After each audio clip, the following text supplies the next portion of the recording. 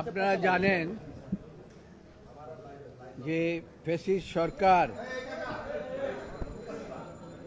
সাবেক প্রধানমন্ত্রী তিনবারের প্রধানমন্ত্রী বাংলাদেশ জাতীয়তাবাদী দলের চেয়ারপারসন গণতন্ত্রের নেত্রী আপসীর নেত্রী বেগম খালেদা জিয়ার বিরুদ্ধে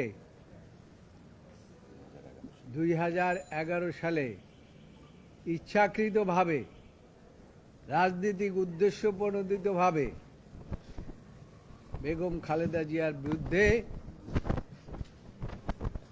একটা প্রাইভেট ট্রাস্টকে নিয়ে আজকের যে মামলাটা এর আগে আরেকটি মামলা সম্বন্ধে আপনাদেরকে বলেছি যে অরফানেজ, সেটা সম্বন্ধে আজকে আর বলতে চাই না। আজকে যে মামলাটি 15 নম্বর আদালতে শুনানি হয়েছে সেটা হয়েছে শহীদ জিয়াউর রহমান চ্যারিটেবল ট্রাস্ট মামলা। এই মামলার মধ্যে ইনফ্যাক্ট কোনো সাক্ষী বলে নাই যে বেগম খালেদা জিয়া এই জিয়া চ্যারিটেবল ট্রাস্টের নামে কোনো ক্ষমতার অপব্যবহার করে কোনো টাকা আত্মসাৎ করেছে। বিশেষ করে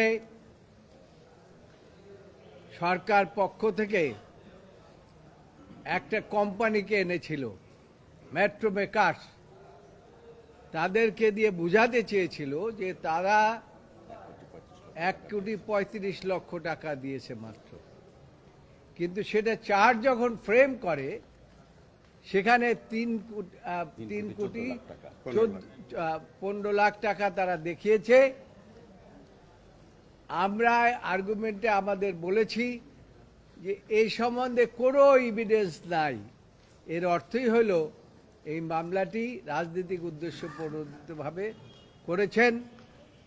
আদালত আমাদেরকে শুনেছেন, দুদকের পক্ষ থেকে আইনজীবী খুব ভেহেমেন্টলি অপোজ করেছেন এবং তাকে যথেষ্ট সুযোগ দেওয়া হয়েছে।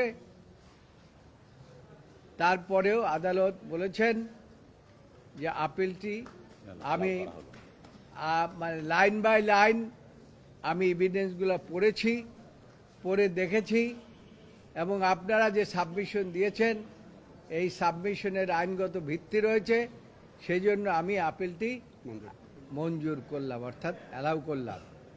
তো আমাদের এই মামলার মধ্যে সবচেয়ে বড় ভূমিকা যিনি রেখেছেন, আমার ডান পাশে দেখতে পাচ্ছেন যে বাংলাদেশ জাতীয়তাবাদী দলের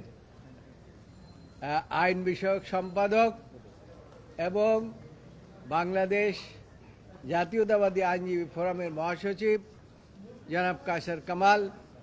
আমার বাম পাশে দেখতে পাচ্ছেন আমিনুল ইসলাম, তিনি একজন